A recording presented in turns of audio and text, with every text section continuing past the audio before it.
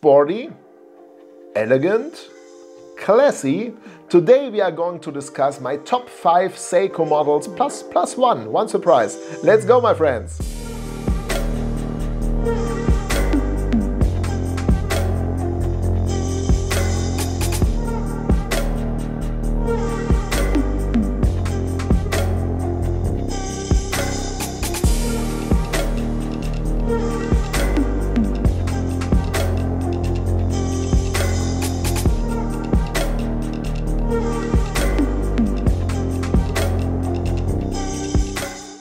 Hi, hello and welcome, my friends, to my top 5 Seiko watches video, and a big shout out goes to my friend AB from the Watch Collecting Strategies channel, who sent in some footage of some of those Seiko watches. A second shout out to my friend Miguel from Seiko Watches. So when you are going to see some of this footage, I will link the reviews or the videos and channels up I think it's here.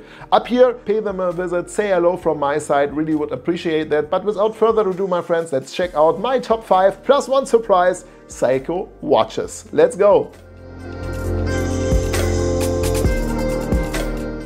The first watch I would like to talk about is a Seiko 5 Sports 40mm, and here about a Japanese domestic market version, so a watch which is exclusively produced for Japan. I really do like here especially the black dial in combination with the yellow gold hands and indices. Inside ticks the 4R36 movement, and as it is a Japanese domestic market version, you do have the day complication in English and in kanji, which are the Japanese letters. It's more on the elegant side from my point of view. Don't worry, there's also going to be a dress watch in this top 5, also a very interesting one. 100 meters of water resistance. This watch is definitely a very versatile piece. Throw a leather strap on it, a NATO strap or the bracelet, and it will look every time very good. For $269 it's definitely on the entry level side from Seiko, but you are going to get a lot of watch for that money.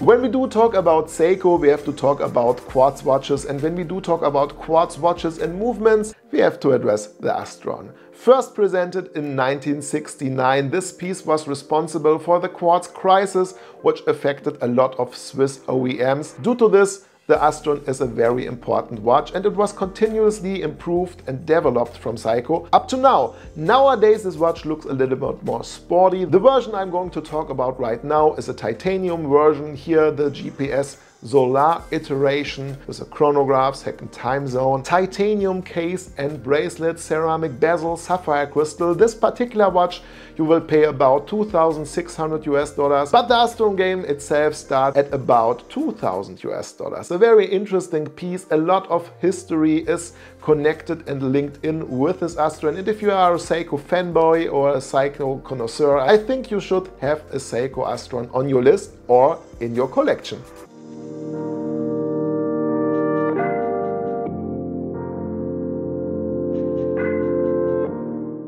I did promise to you that it become a little bit more dressy. I do talk here about the SPB 049, a Presage model for the Japanese domestic market with a white enamel dial, blued hands, and this watch definitely is a stunner. You do have a tonal shape, so the width is 36mm, height 46mm. It does have wrist present. Inside ticks the 6R15, not the 6R35, which works right now in the current Seiko Sumo models. And from my point of view, this is a dress watch even I would like to wear, because you do have the tonal shape, you do have a very elegant strap, a leather strap. 50 meters of water resistance is decent and good enough for a dress watch. Very elegant looking and definitely a real great piece. I was able to lay my hands on in 2019 during my trip to Japan, to Tokyo, so definitely a beautiful watch and something I would consider as well for myself.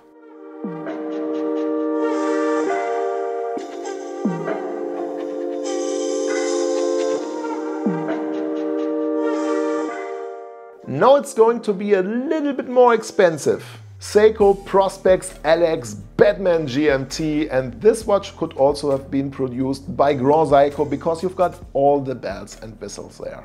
Zarazzo polish, sapphire crystal, of course a spring drive movement, the 5R66 with a GMT complication, a beautiful bezel in black and blue, well, 44 millimeters of diameter and nearly 50 millimeters height. This watch definitely is a big one. Due to this, they choose titanium for the case and for the bracelet to reduce the weight, I guess. 100 meters of water resistance is decent, and you do have to pay about $5,600 for it. For all what you get here, I think the price is alright, and you have to check out also how the used market or gray market looks like. Definitely a beautiful piece, and I look forward to see what Seiko is going to offer in the future in their LX line.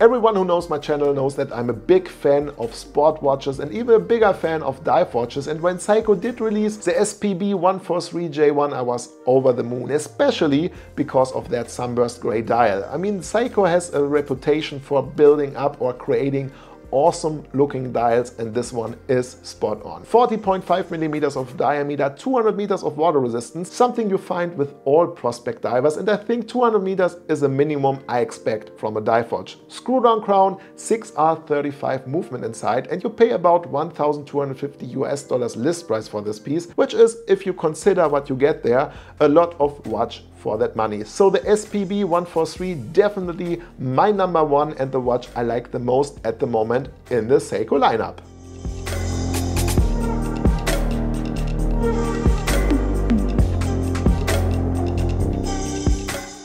In May 1969, Seiko did introduce the very first automatic chronograph movement, the 6139, and beat with that the Caliber 11 and also the El Primero von Zenith, at least for a couple of months. 2019, Seiko did introduce a limited edition limited to 1000 pieces. There's a Q029 with a calm wheel chronograph movement, the 8R48 with 45 hours of power reserve, a beautiful made movement, a gorgeous dial, silver dial with black subdials, and with 41 millimeters definitely in an interesting side. When you take this case design into consideration, it should work comfortable, and I'm still thinking about adding this particular chronograph to my collection. You can find those watches right now for about $3,700 online. Remember, limited to 1000 pieces and already introduced in 2019, so if you are interested, you should hurry up. From the design point of view, due to its history, due to the movement, definitely a Seiko you should consider. 100 meters of water resistance, I did forgot, sapphire crystal as well, Zarazzo polish on the case, on the hands and on the indices. The watch overall is just a stunning piece, and from my point of view, a very beautiful chronograph.